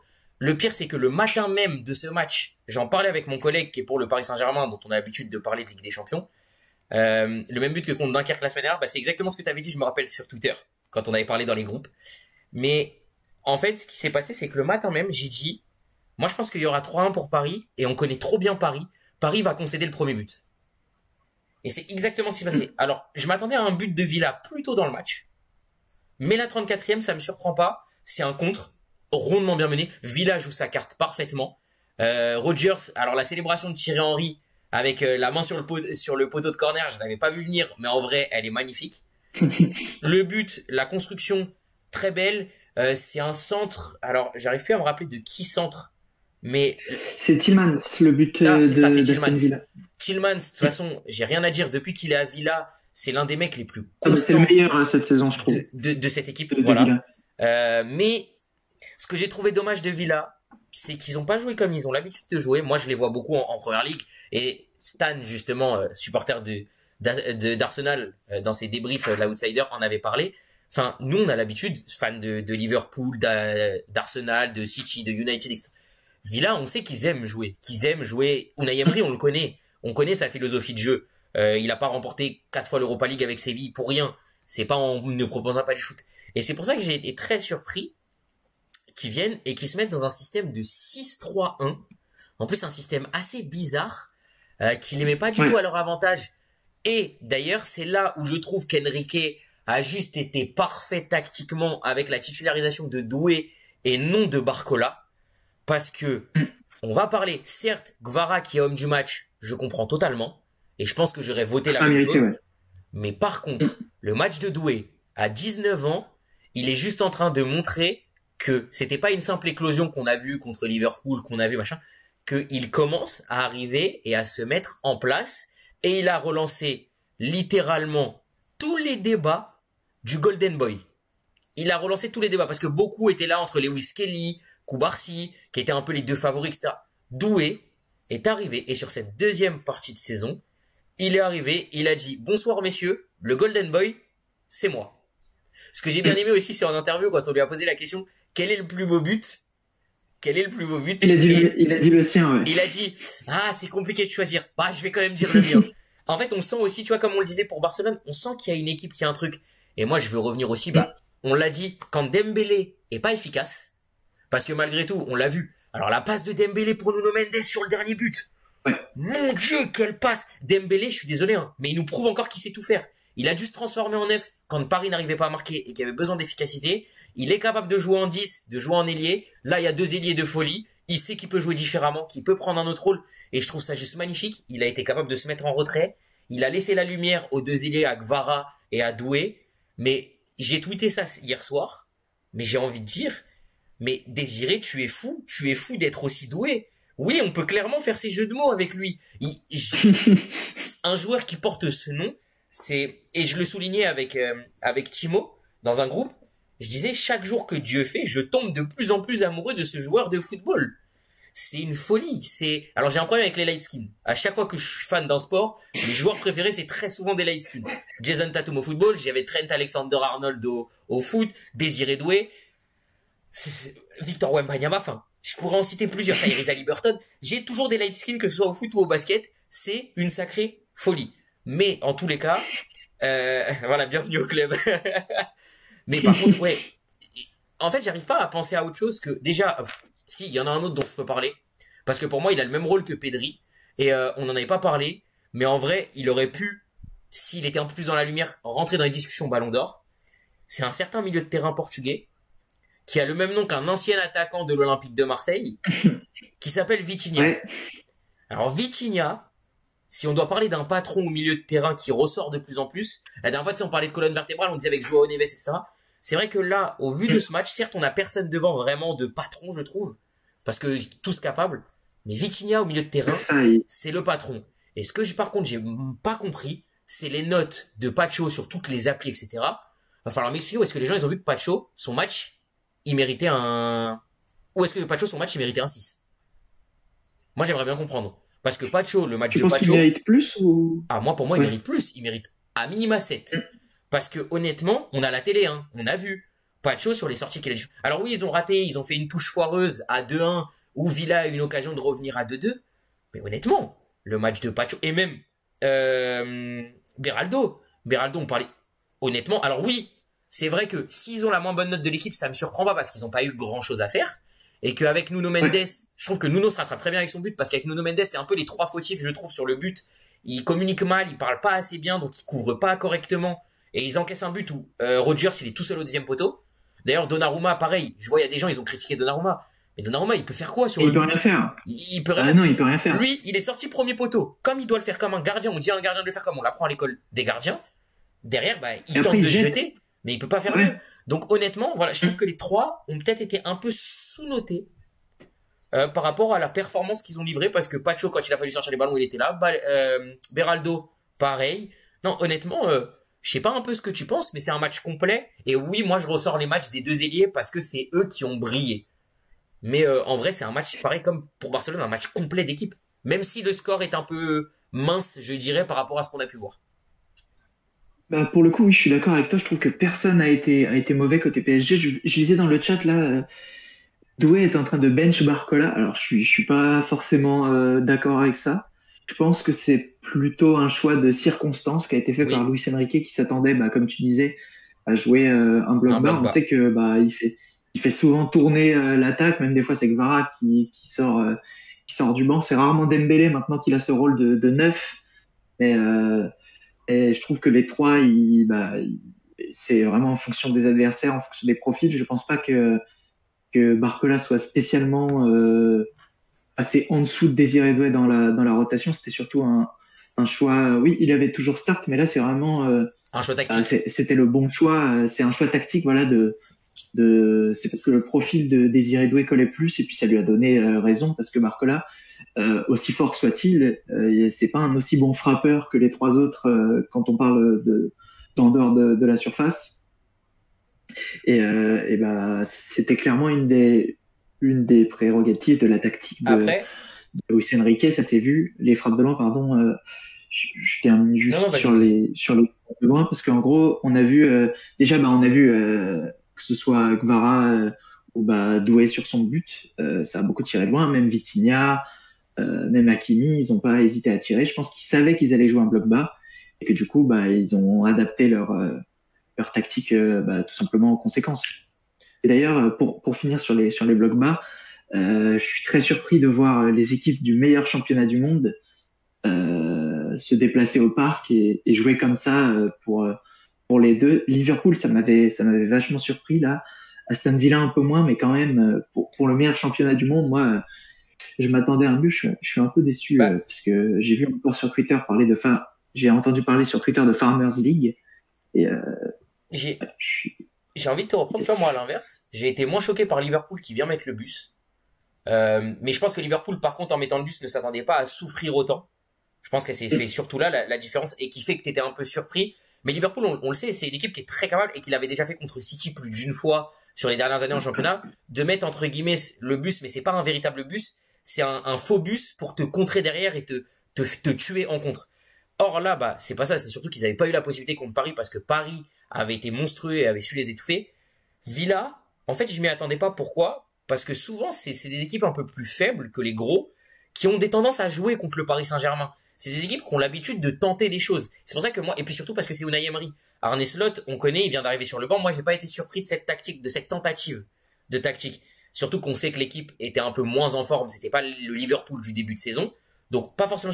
Aston Villa, j'ai été surpris parce que ça tournait bien depuis ça faisait 8 matchs, je crois qu'ils étaient sur 8 victoires de suite ou en tout cas 8 matchs sans défaite. Moi, je suis vraiment surpris. Honnêtement, ils ont plus joué bloc bas que des équipes de Ligue 1. Moi, je m'attendais pas à ça, très honnêtement. Comme tu l'as dit, hein, moi, je m'attendais pas du tout à ça. Et par contre, Isaac, merci de m'avoir envoyé ça en privé sur Discord. Il m'a envoyé un tweet, et je vais vous le lire. C'est miraculeux. Dizassi, il était tranquille sur le banc pépère. Il préparait déjà sa soirée, pardon, il préparait déjà sa soirée avec 3 baby sur Paname après le match. Ça l'a fait rentrer pour se faire humilier en 4K. Voilà. On parlera après de la compo de Fonseca. Il paraît qu'il est malade, qu'il est complètement taré. Et ben, on va voir ça. Mais en tout cas, voilà. Et moi, ce que je tenais aussi, mince, je me suis un peu perdu. Je voulais souligner quelque chose. je sais plus. Même moi, j'ai oublié de quoi tu parlais. Bon, c'est pas grave, ça me reviendra en temps voulu. Mais Tu parlais de la. Là, sur le moment, tu parlais de Disassi, mais je crois pas que ce soit ça. non, mais sinon, je voulais revenir si sur le fait que, alors, je crois pas que ce soit ça que je voulais dire, mais en tout cas, que je suis pas surpris du fait qu'on dise que Doué est en train de passer devant Barcola dans la hiérarchie, parce que je suis en train de me poser la question de si Barcola serait pas encore meilleur dans un rôle de super sub J'ai envie de faire cette comparaison parce que voilà, j'aime beaucoup faire les comparaisons. Et si on avait parlé basket, j'aurais fait la comparaison en mode foot avec un peu Peyton Pritchard. C'est des joueurs qui ont des qualités d'être titulaires, mais qui pour moi seraient peut-être meilleurs dans un rôle de remplaçant, c'est-à-dire du premier joueur que tu sors du banc pour venir percuter et impacter le match. Donc, je trouve que Doué a vraiment cette qualité d'être capable d'entrer de jeu un peu plus que Barcola, d'être vraiment devant. Voilà, donc je lis Kama aussi. Rodrigo au Real l'a souvent fait, etc. Bon, voilà. Honnêtement, je trouve que Barcola serait peut-être plus intéressant et peut-être que ce choix tactique deviendra plus logique. Après, c'est vrai que contre des équipes qui proposent du jeu, on a plus de chances de voir Barcola parce que je trouve que Barcola est quand même peut-être un peu plus rapide en termes de vitesse pure que Doué. Et donc, pour partir en contre, quand tu veux jouer le contre, Barcola est peut-être le meilleur choix tactique. Mais quand tu es face à des blocs bas comme ça et tu risques d'en affronter souvent, le meilleur choix tactique pour moi, c'est Doué sans aucun débat. Et on l'a vu, c'était un pari pris par Luis Enrique. Pari pris, pari payant, victoire 3-1 au bout. Honnêtement, je pense pas qu'on puisse faire mieux que ce qu'il a fait. Je me suis jamais autant régalé devant le PSG que sur cette deuxième partie de saison. En tout cas, je dirais même depuis le match, et je pense que s'ils vont au bout, on parlera du match contre City comme le tournant de l'histoire de cette Ligue des Champions. En tous les cas, voilà, c'est plaisant, c'est du vrai football, et pour une fois, j'ai envie de dire Paris, allez au bout, parce que là, il y a tout ce qu'il faut. Et oui, j'ai parlé un peu sous la contrainte. Je pense qu'une autre équipe a le droit de s'auto-proclamer meilleure équipe d'Europe et meilleure équipe du monde en ce moment. C'est bien le Paris Saint-Germain. Alors c'est moins clinquant, moins étincelant et moins impressionnant en termes de score et de stats Image. que Barcelone. Mais dans le jeu, mon Dieu! Mon Dieu! Ah oui, et je lis City et Stuttgart. D'ailleurs, Stuttgart, merci parce que ça faisait partie du match où, grâce auquel je me suis fait 300 euros de bénéfices en paris sportif, je tiens à le rappeler. Voilà. Merci à Paris contre Stuttgart et à Ousmane Dembélé buteur surtout. Ça, c'était la belle chose. Mais oui, en tout cas, voilà. C'était un peu, je voulais déclarer ma petite flamme comme ça, à notre cher Paris Saint-Germain, qui est un club que j'ai toujours, entre guillemets, que j'ai pas toujours apprécié. J'ai toujours aimé un peu les détester parce que c'était le grand club, etc. Cette année, ils me font kiffer. J'ai rien à redire, même en tant que supporter d'une autre équipe, etc. Allez au bout, faites-le, et on pourra enfin arrêter de vous critiquer parce que vous avez tout ce qu'il faut aujourd'hui pour revenir regarder n'importe quelle équipe droit dans les yeux et leur dire vous ne nous battrez pas. Bah, et puis même au-delà de l'aspect du jeu strictement où ils sont énormes, c'est même sur l'aspect au niveau mental. Il y a vraiment un truc qui s'est passé avec cette équipe où on voit là, c'est un cas de figure qu'on connaît par cœur hein, avec le PSG où ils dominent les 30 premières minutes. On a vu ils font un début de match canon où Martinez il sort une belle frappe de Dembélé et ensuite ils ont quelques occasions mais ils n'arrivent pas à trouver la faille et ensuite sur une erreur un peu comme de Nuno Mendes qui perd un ballon facile, ils prennent un but. Il y a des matchs où ils auraient plongé, je pense, même cette saison face au PSV, où ils prennent le but et ensuite ils égalisent. En vrai, ils égalisent sur une erreur du gardien, ils n'arrivent pas ensuite à revenir. Je pense au match l'année dernière face à Newcastle au Parc, où ils égalisent à la dernière seconde avec un péno un peu généreux, transformé par Kylian Mbappé à la toute dernière minute. Et là, depuis le début 2025, c'est plus du tout le cas. Paris arrive à réagir et Paris même, je trouve que dans l'état d'esprit sur le terrain, au niveau des retours défensifs, on parlait de Kvara et de Doué qui ont été étincelants en attaque. En défense, c'est peut-être aussi, ils font partie des joueurs les plus importants de l'équipe en défense. Et ça, je me demande bien ce qui a pu se passer entre l'année dernière et cette année pour qu'il y ait un tel changement dans l'implication des attaquants en défense. Tiens. Je sais pas d'où. Tiens, Je sais pas d'où ça peut venir. Ouais. On en avait parlé avec un camarade fan de Paris, alors qu'il n'est pas là ce soir. Là, je vois Kenzo vient d'arriver, ça part de Paris. Malheureusement, t'as raté le but de Doué. Oui, on l'a mis. On a pris un risque. On l'a mis, on vous l'a montré. Mais tu es arrivé un peu trop tard. Si tout se passe bien et s'il n'y a pas de problème, il sera dispo dans la rediff. Si vous voulez aller vous régaler avec les 2 buts de Rice et le but de Doué, priez pour la rediff. Ça reste. Voilà. Mais non, on en parlait. Le départ d'Mbappé, on l'avait dit, ça serait peut-être la meilleure chose pour Paris, contrairement à ce que les gens pensent. Voilà. Je l'ai vu en 4K 10 fois, t'inquiète. De toute façon, il est partout. Moi, il est enregistré dans mon téléphone. Mais on s'est dit que ça serait kiffant de vous le montrer aussi, parce que ça appuierait un peu nos propos. Donc voilà. Mais en tout cas, ouais, je pense que t'as très bien résumé. On a un Paris qui est totalement changé, qui est revisité, qui est à l'image de son coach, qui est à l'image des équipes de Luis Enrique. C'est fort. La dernière fois que j'avais vu un Paris aussi fort, je trouve, en termes d'idées mises en place par le coach, je vais être très honnête, c'était l'équipe de Laurent Blanc. Parce que pour moi, on sous-cote beaucoup le niveau maximum atteint par l'équipe de Laurent Blanc à l'époque, qui malgré tout n'est peut-être pas meilleur que le Paris qu'on a cette année sous Luis Enrique. Une autre équipe de Paris qui a aussi été très solide et qui pour moi rentre dans le débat de la meilleure équipe de Paris de l'histoire, c'est l'équipe de Paris 2020 sous Tourelle, parce que c'est du quelque chose. Mais le PSG sous Laurent Blanc, c'est une équipe qui pour moi aurait mérité d'aller au bout en Ligue des Champions et qui Aurier, je lui en voudrais à vie, même si je suis pas supporter du PSG, parce que c'est cette affaire qui pour moi a cassé Ouais, le PSG ça les a flingués. Ouais. cette année-là. Parce que cette année-là, s'il n'y a pas l'histoire d'Aurier, je pense qu'ils peuvent, je sais pas s'ils l'auraient fait, mais je pense qu'ils peuvent largement aller au bout de la Ligue des Champions sur cette saison-là. Maintenant, malheureusement, c'est arrivé.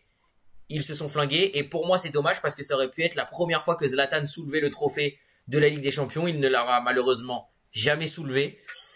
Voilà, en tous les cas, on est sur l'une. Si on dit que ce n'est pas la meilleure équipe de l'histoire, on est au moins sur, je pense, peut-être l'une des meilleures équipes de l'histoire de ce Paris Saint-Germain. Top 5, j'ai envie de dire presque sûr, à voir les accomplissements qu'elle ira chercher. Parce qu'on n'oubliera pas qu'en 96, il y avait une sacrée équipe à Paris qui a été soulevée la Coupe des Coupes. Donc on n'oublie pas aussi les équipes du passé. Mais je pense que par rapport à ce qu'on voit, ce qu'elle est capable de faire, si cette équipe va chercher des trophées, ça a le potentiel de devenir la plus grande équipe de l'histoire de ce Paris Saint-Germain-là. Honnêtement, moi je trouve même que ça l'est. Enfin, peut-être que je parle sous la culture de l'instant, mais moi je me rappelle pas d'avoir vu un PSG déjà aussi fort. Bah, il y a celui de 2016 dont tu parlais, où ils sont énormes en Ligue 1 et où en Ligue des Champions ils étaient favoris face à City et ils se sont bien pris le pied dans le tapis. Là, cette année, ils sont favoris aussi en quart de finale. Bon, enfin, Ouais, c'est une équipe quand même qui est moins forte, on va dire, que le City de l'époque, mais qui est quand même, on le disait, une vraie menace. Et cette fois, ils ont réussi à complètement gérer le match aller. Et d'ailleurs, pour donner mon avis sur le retour, je pense que ça va être compliqué. Je pense que le début de match, Paris va souffrir un peu à l'image de ce qui s'était passé face à Liverpool. Parce que oui, là, on a parlé beaucoup d'Anfield. Il faut savoir que Villa Park, c'est un endroit où Aston Villa a l'habitude de très bien s'en sortir. C'est la troisième meilleure équipe de Première Ligue, à égalité avec Chelsea et Nottingham, en tout cas à domicile bien sur le sûr. championnat. Je pense qu'ils vont essayer de commencer fort, contrairement à ce qu'ils ont fait, à l'exact opposé en fait de ce qu'ils ont fait au Parc. Et j'ai confiance en Paris pour tenir le coup parce que déjà Marquinhos sera de retour. Alors même si Beraldo, comme on disait, a été loin d'être mauvais, je pense que le retour de Marquinhos, que ce soit au niveau mental et au niveau même purement de la solidité défensive du PSG, va faire C'est beaucoup de clair, bien parce que Pacho a encore été, je trouve, très bon hier soir. bien sûr. Et honnêtement, c'est un des meilleurs défenseurs carrément d'Europe cette saison. Alors que, oui, 2-0 pour Bodo Glimt, voilà. 2-0 Let's pour Bodo Glimt. go! Voilà. J'ai pas vu le but, donc ça se trouve, ça va être annulé. Je sais pas. J'espère On va pas. voir, mais tu fais au courant. En tout cas, voilà. Mais c'est vrai qu'avec ce que tu dis, il y a ce côté. En tout cas, je pense qu'on est sur ce côté peut-être de la plus belle équipe en termes de jeu et de ce qu'on voit sur une saison. Alors peut-être pas complète, parce que c'est vrai que en championnat, le début de saison était pas mal, mais c'était pas non plus une équipe qui était si joueuse que ça. Enfin, ça, c'était pas pareil. Ça manquait d'efficacité surtout. C'était pas mal à voir jouer, mais pas suffisant pour la considérer comme une belle équipe, une équipe magnifique à voir. Alors que j'ai envie de dire depuis la période, je pense fin novembre, début décembre, là, elle s'est mise en plus à dérouler. Donc voilà, mais c'est vrai que ça a été rappelé dans le chat. N'empêche, faut le dire, malgré tout, avec du recul, l'équipe de Laurent Blanc, elle était terrifiante. L'équipe du PSG de Laurent Blanc, elle était terrifiante. Mais c'est pas allé au bout. On espère un scénario différent pour l'équipe de Luis Enrique. En tout cas, c'est ce qu'on leur souhaite. Voilà. Et comme tu l'as dit, moi, je vois bien un partout au retour. Match totalement dans la gestion du Paris Saint-Germain. Peut-être une victoire de 1 de Villa, mais je sais pas, j'ai du mal à voir Paris perdre. Mm. Je vois honnêtement, je dirais un partout. Je partirais sur un partout, surtout qu'on sait qu'ils sont pas mauvais à l'extérieur en match retour, le PSG. Donc ouais, je partirais sur un petit 1-1. Et là, cette fois-ci, un but de Dembélé. pour le PSG. Ok. Eh ben écoute, en gros, on est sur la même longueur d'onde. Là, je lisais pendant que tu parlais le message de Kenzo dans le chat qui nous dit qu'il a regardé tous les matchs de Mbappé à Paris et que bah forcément aucune réaction Mm. de sa part, il défendait pas, machin. Et que du coup, oui, bah forcément, ça aide pas ses coéquipiers à se sentir impliqués. Et cette année, bah, il est plus là et on sent bien que par contre, bon, au final, on saura, je pense jamais si c'est complètement corrélé. Et moi, je le pense que c'est complètement corrélé. Et là, cette année, tout le monde vraiment s'implique à fond. Même celui qui était très critiqué au début de saison, Fabian Ruiz. Oh, monstrueux! Hier, je l'ai trouvé très bon. Par exemple, sur le deuxième but, Oh lolo! euh, il reçoit une passe un peu bourbier de la part Oui, de Hakimi et il se remet dans l'axe, mais magnifiquement pour très bien servir Kvara qui ensuite bah, va finir. Kvara d'ailleurs qui a été peut-être une des meilleures recrues du PSG de ces dernières années et peut-être même de l'histoire du club, en tout cas sous QSI pour l'instant. Bah, là on bien parle sûr. vraiment dans la culture de l'instant à fond. Et c'est un joueur qui a été recruté pour la Ligue des Champions, qui a fait deux très bons matchs face à Liverpool, qui a marqué face à Brest, même si c'était dans un match où au final, bon, s'il n'avait pas marqué, ça aurait pas été très grave. Mais là, hier, par contre, il met le but du 2-1 qui fait basculer le match. Je regardais l'émission du WFC se demandait un peu quel but a fait basculer le match. Pour moi, honnêtement, c'est celui de Désiré Doué. Oui, Euh, parce que, enfin, qui a fait basculer la confrontation, eux, ils se demandaient, parce qu'il y a aussi le but de Nuno Mendes qui fait passer à 3-1 dans les derniers instants. salut Léa. Mais pour moi, c'est celui de Désiré Doué qui égalise direct, qui laisse pas de place au doute, parce que on sait que c'est le genre de match dans lequel Paris aurait pu s'enfoncer dans le doute. Et là, t'as le gamin de 19 ans qui a une de ses premières, je sais pas, c'est peut-être même sa toute première titularisation en Ligue des Champions, je sais pas. J'ai pas de Je, souvenir de l'avoir vu déjà je titulaire. crois. Non, je crois que Et c'est sa première titularisation, ouais. sa première titularisation, le mec comment, ouais, le WC avec Walid Archirchour, le GOAT, ouais, il est trop fort ce mec. Bien Mais sûr. du coup, bref, Désiré Doué, qui a pas laissé de place au doute, qui a égalisé directement, ça a fait beaucoup de bien. Parce que sinon ça pouvait vite partir pardon en match bourbier et puis même sur ses célébrations tu vois le mec il prend le temps parce que le gars il met un but de fou hein.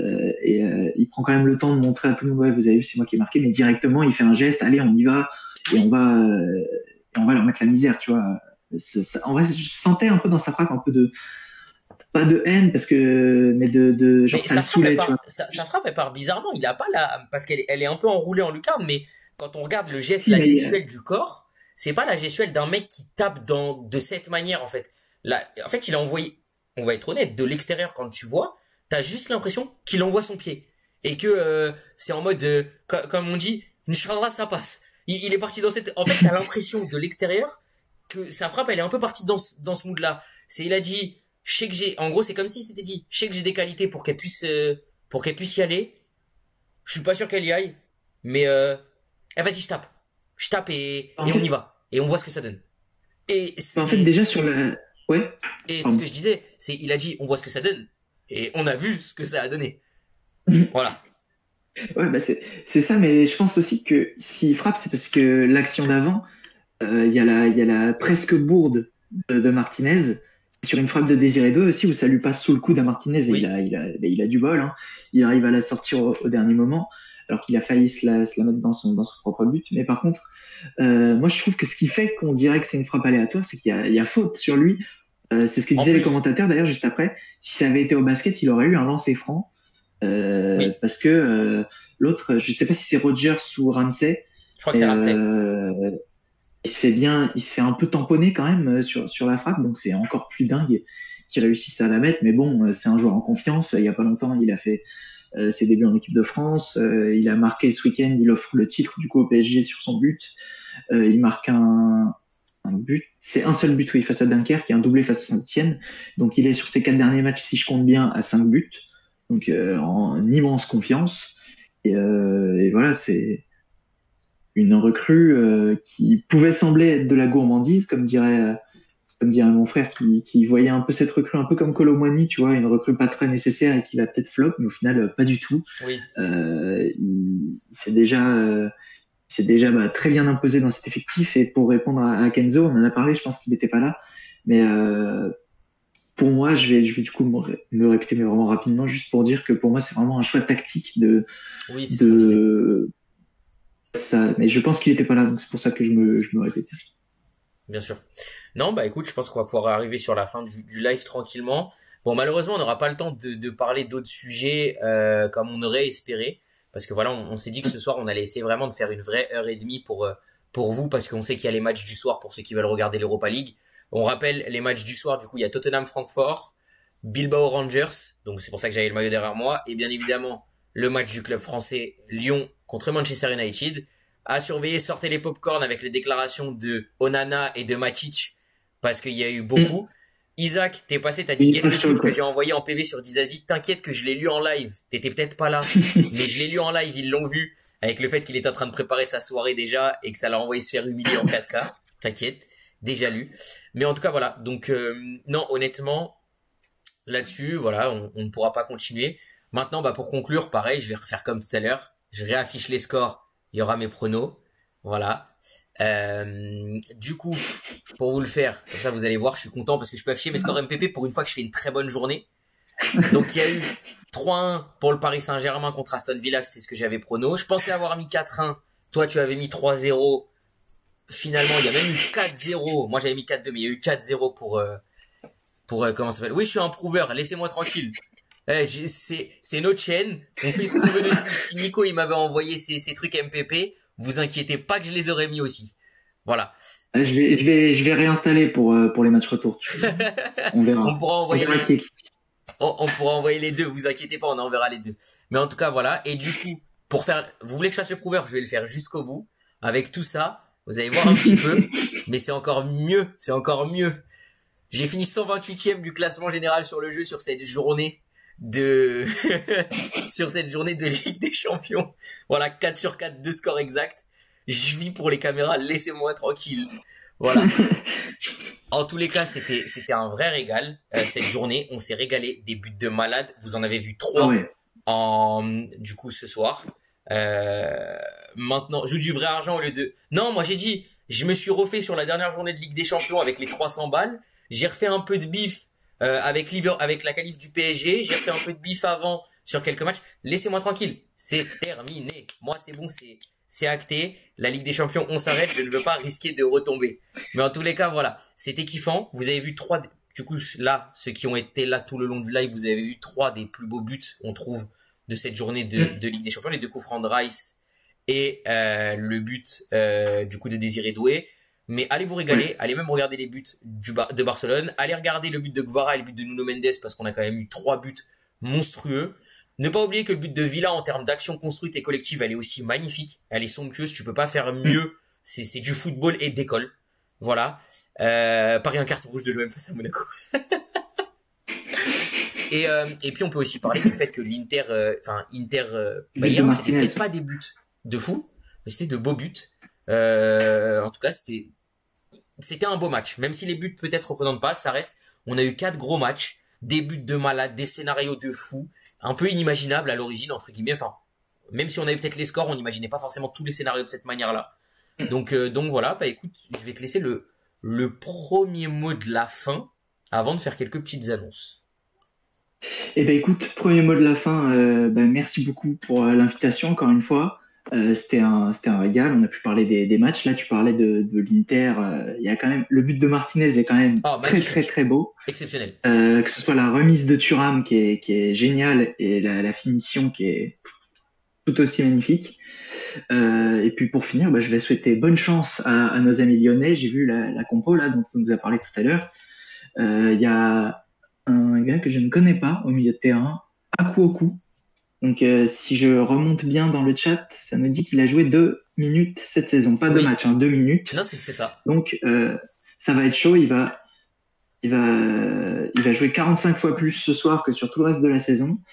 J'ai hâte de voir comment ça va se passer. Et aussi, je voulais juste lâcher pour finir un petit mot à Arthur Fils, qui est en quart de finale de l'ATP de Monte-Carlo, et ça me fait très très plaisir parce que c'est le plus jeune joueur de l'histoire à enchaîner Indian Wells, Miami Et Et Monte Carlo. Monte Carlo, en quart de finale de toute l'histoire, il dépasse Nadal, et donc c'est un record détenu par un Français au tennis. Je crois qu'on en a pas beaucoup, donc c'est magnifique. Et Non? j'espère vraiment qu'il va aller au bout, parce que je pense que, vu comme il a joué tout à l'heure, s'il continue à jouer comme ça, il a les armes, même si ça va être très compliqué face à Alcaraz en cas. Alors là, plus ça avance, plus je me dis que Timo, t'es bien sympa, mais t'as quitté ton compte pour aller sur le compte de ta copine. Tu crois qu'on ne voit pas à travers Léa, mais moi je t'ai capté avec les petits messages que t'envoies, hein. Même si je sais que ta copine regarde beaucoup de sport et aime aussi vient nous donner son soutien, hein, notamment avec quand on était en live la dernière fois son abonnement. Mais là, je pense, j'ai des doutes sur le fait que t'es cramé, hein. Si c'est pas toi, c'est incroyable parce qu'elle parle exactement comme toi. Et ça, c'est exceptionnel. En tout cas, voilà. Mais pour revenir, Arthur, c'est magnifique. Désolé Carlos, parce que Carlos est un de mes joueurs préférés. Mais je veux ma finale Arthur contre Stefanos. Donc demain, on va être à fond derrière Arthur. Maintenant, si jamais Carlos venait à gagner, je souhaite une finale Carlos-Stefanos. Voilà, en tous les cas, je serai pour le vainqueur de ce match pour aller en finale. Mais voilà. Donc très bien, bah, parfait mot de la fin, je trouve. C'est super, parfait premier mot. Steph, Arthur, voilà, finale de rêve. Quelques petites annonces. Sachez qu'il y a potentiellement 2 projets. Alors, à voir à quel rythme, parce que j'ai pas envie de me tuer. À voir si on recrute suffisamment de monde, si on arrive à avoir du monde. Sachez que pour les fans de sport de combat, et notamment de MMA, et pour les fans, non pas de NBA, mais pour les fans de WNBA, sachez qu'il y a certaines choses qui sont en train d'être préparées. On est en train, comme on dit, de vous cook 2-3 trucs avec certains anciens intervenants. Voilà. Pour ceux qui étaient là, Ezu, vous l'avez vu, il était intervenu avec nous en live pour parler de ses takes NBA. Ce sera l'une des personnes avec notamment potentiellement Isaac. Ça serait un peu les 2 personnes qui pourraient être dans les dessous de WNBA. J'ai pas parlé de catch parce que j'attends, parce que du coup Célestin, on a peut-être Célestin en futur intervenant aussi pour le sport mécanique d'endurance, sport mécanique avec la Formule 1 et le catch. Mais ça, c'est un peu plus des choses d'actu. La WNBA et le MMA seront potentiellement des émissions très particulières, très spéciales, qui auront lieu peut-être chaque semaine, toutes les 2 semaines à voir. Et pour le MMA, sachez que pour ceux qui sont là depuis le tout début de l'histoire Game Time, c'est-à-dire avant même que Nico, Timo et Paulin ne soient dans l'équipe, ceux qui sont là depuis le début et ceux qui se rappellent, le tout premier live qu'on avait fait sur le sport et le cinéma, donc le premier au My World existant, malheureusement il n'y a pas de rediff, sachez que c'était Joe, de la chaîne Sous les projecteurs à l'époque, je ne sais plus si sa chaîne a changé de nom sur YouTube, mais c'est avec Joe que pourrait se faire ça, sous Game Time ou non, on vous tiendra au courant. Pour l'instant, on part peut-être sous le prisme Game Time, même si ça n'a pas lieu sous Game Time, vous serez invité à venir nous voir, car je parlerai avec lui de sport de combat et potentiellement avec un 3e intervenant. Voilà, surtout, je parlerai de MMA. Donc pour les fans, préparez-vous, il y a de belles choses dans les dessous.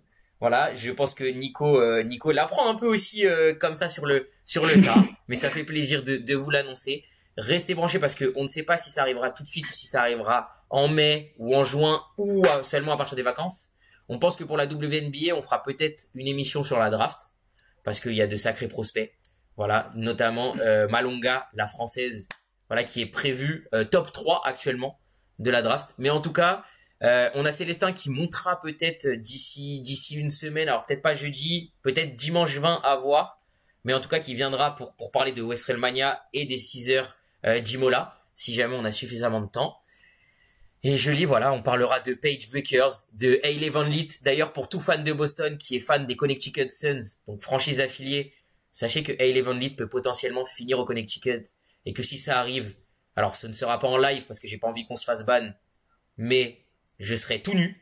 Voilà, faut le dire, faut être très honnête. Moi, je serai remis du Grand Rex. Timo, qui est censé live avec moi, sera remis du Grand Rex pour le dimanche 20. Dis pas my wife, c'est ma femme avant la tienne, Isaac, hein, pas Hailey Van Lith, voilà. Mais en tous les cas, il y a beaucoup de choses qui s'annoncent. À noter aussi qu'il y a la sœur de TJ McConnell, sa petite sœur, qui est prévue aux alentours de la 25e, 26e place. C'est une semaine sur 2 pour Hailey. J'aime la propale, je signe.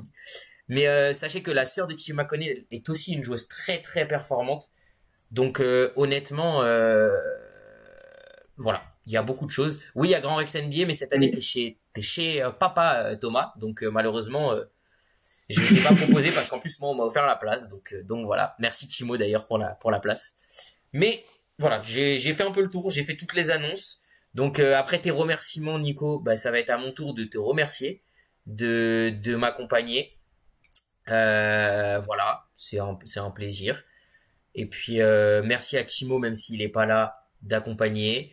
Merci à Paulin même si en ce moment c'était plus compliqué pour lui d'être passé en plus tout à l'heure et d'accompagner. Bon Thomas, si je trouve, j'essaierai de te choper une place. On va voir s'il y a de quoi faire, s'il en reste. Ça y est. Bref, dans tous les cas, Isaac sera là au Grand Rex, peut-être futur recrue. On l'a notifié, mais voilà, il y a plein de choses qui arrivent. Soyez à l'affût, soyez présents, soyez branchés. Il y a tellement de choses qui se passent en ce moment. Nico, je tiens à le dire que peut-être lui aussi nous sortira des idées de son chapeau et fera peut-être quelques annonces d'ici là. Si vous voulez, alors je vais te laisser confirmer, mais pour ceux qui aiment, normalement, tu fais toujours tes articles de temps en temps sur le roster, si je ne me trompe pas. Je vais te laisser confirmer ça. Euh, Alors, en ce moment, je suis plus sur la communication sur les réseaux sociaux, donc j'ai moins le temps d'écrire pour le roster. Donc j'avoue que ça fait pas mal de temps que j'ai pas écrit pour eux. Mais bientôt, vous pourrez retrouver mes articles sur le site de Basket Europe, voilà, parce que je vais faire un stage chez eux là. C'est Donc, vrai. voilà, Donc voilà, ce donc sera là-bas. en plus de soutenir Nico qui fait partie de notre équipe et qui est un membre de Game Time à part entière, vous aurez la chance d'avoir un membre de Game Time chez Basket Europe en train d'écrire ses articles. C'est juste fou. En plus, ça nous permettra aussi à nous justement de continuer à avoir nos gens chez nous exploser parce que c'est ce qu'on souhaite à chacun d'entre nous avec, comme on l'a dit, l'objectif que on emmène cette émission dont vous voyez le titre juste là, Game Time, hein, voilà, sur le toit on va dire sur le toit du monde, hein. On va aller jusque là, hein. Si en tout cas nous pouvons également devenir un média à part entière, ça serait magnifique. C'est ce qu'on se souhaite mutuellement et c'est ce qu'on souhaite à chacun d'entre nous d'à minima réussir dans cette voie-là. En tout cas, plein de projets à venir. Sachez que pour moi c'est miraculeux, mais vous avez été 10, une grande partie 11, 12. Là vous êtes 7 encore. C'est fou. Je lis bientôt les breaking news sur les transferts. Oui, c'est ça. Sachez en tout cas que c'est miraculeux. On a pour objectif d'avoir une sacrée équipe. Actuellement, on est 6. À tout moment, la prochaine fois, on vous annonce que ça y est, on est une équipe de 10 personnes, de 10 membres, voire 12 personnes. Et pour nous, ça serait exceptionnel parce que ça nous permettrait de faire de vrais rotas. Si quelqu'un est pas bien, si quelqu'un est pas dispo, de pouvoir switch, etc. Et éviter ce qui se passe avec le fait qu'on ne live pas dimanche. Voilà.